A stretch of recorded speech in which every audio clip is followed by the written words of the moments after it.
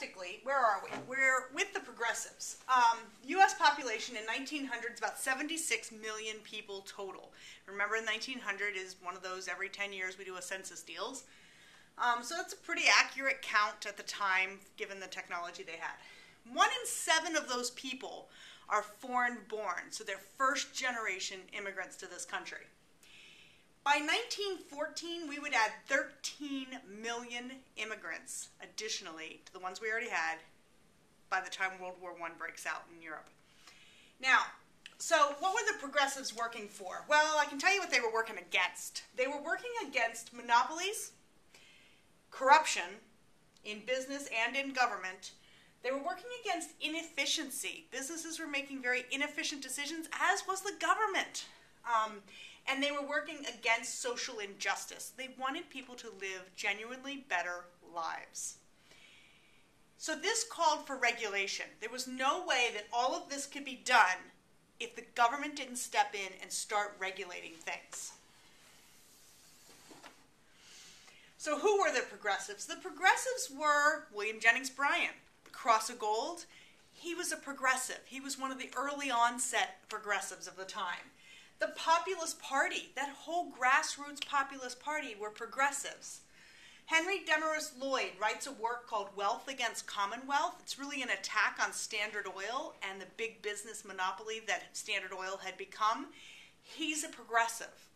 Jacob Riis wrote a work called How the Other Half Lives. That was an expose of city life and the slums in the cities and what they looked like and how people lived in them. He was a progressive. Socialists. Now, socialism was a movement from abroad. It started in Europe, Karl Marx, but it soon makes its way to the United States. And we did have some socialist pockets within the United States of people with these ideas of equality across the board and more of a community of citizens. Women were progressives. Those that were calling for the right to vote, for suffrage, progressives.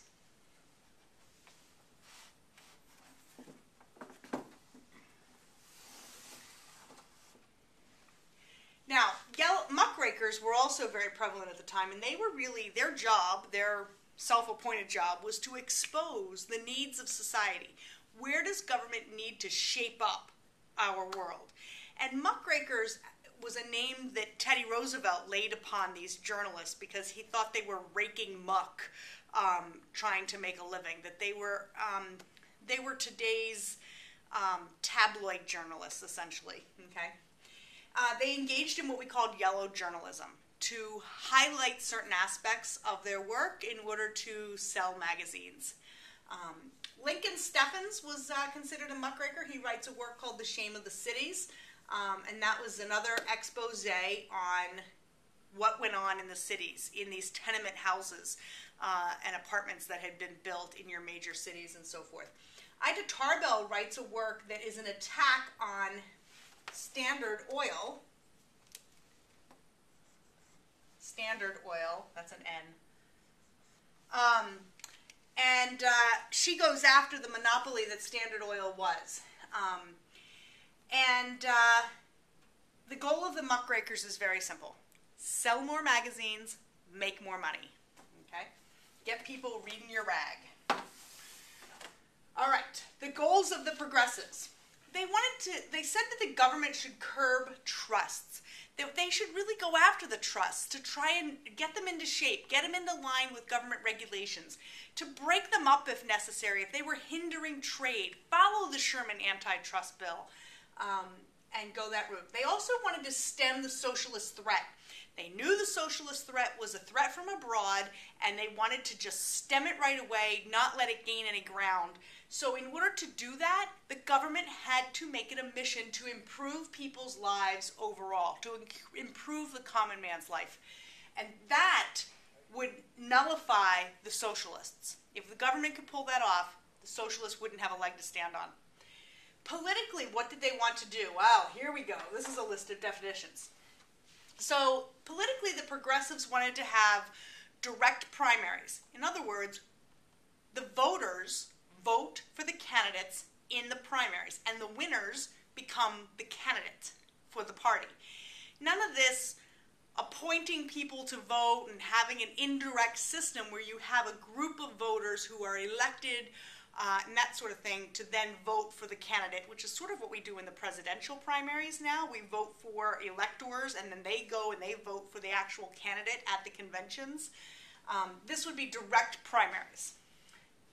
The initiative means that, and it's not some underground corporation or anything, but the initiative is the ability of voters, citizens, to directly propose legislation. We don't have to go to our congressman and say, I think it'd be a really good idea if we put a traffic light in down at the corner. They can directly propose that legislation themselves and not have to rely on anybody else. The referendum means that citizens get to vote on legislation directly at the polls. When they go in to vote for the president, they get a bill on the ballot. We have this very often in Pennsylvania. You get a bill on the ballot, you read what the summary of the bill is, and you say, yes, I agree, or no, I don't. Medicinal marijuana has come about in a lot of states. Gay marriage has come about in a lot of states because of the referendum. Voters getting to vote directly. Recall. The ability of voters to pull a candidate out of office, to pull a sitting governor out of office. That's a recall. We saw this most recently done in California. They pulled the governor several years ago before Arnold Schwarzenegger took the House. We saw them pull a governor out of California because they didn't like him. We saw them attempt to do this in Wisconsin just a couple of years ago, and it failed. They were not able to recall the governor of Wisconsin. Okay? Direct election of senators, rather than the state officials appointing U.S. senators for each state, which was what the Constitution said we should do. We want to go to direct election, where the senators are actually elected by the people. This is going to happen with the 17th Amendment. That's in 1913. The 17th Amendment is passed, and we see direct election of senators. Suffrage for women. Give women the right to vote. Darn it, we earned it. And that's going to happen with the 19th Amendment, but was also a progressive initiative. Okay? Now, in the cities, where do we see the progressives really make headway? And we always see it first on the local government level before you see it on the national government level. So we're going to look at it from the city's point of view. Cities started putting in city managers. These were people who were supposed to be immune to the politics of a city. They weren't corrupt. They couldn't be corrupted, supposedly. But that was one move. Robert La Follette was a governor in Wisconsin, and he goes about trying to break up some trusts and make Wisconsin a more voter-friendly place. Hiram Johnson, California governor, he goes about trying to break the hold that the railroads had on the government of California. Some of the railroad companies had really made California politics very corrupt, and he tries to break that hold. He actually does break the hold of the railroads on the California government. And then we see the Triangle Shirtwaist Fire. This is one of the worst disasters in U.S. history. Triangle Shirtwaist is a company, it's a textile company out of New York City, and it was floors and floors and floors in a building of women who were working at sewing machines, working on textiles. Well, you can imagine that you're packing all these women into various floors of this company working. They're working very long hours a day, 10, 12 hours a day. They're making almost nothing.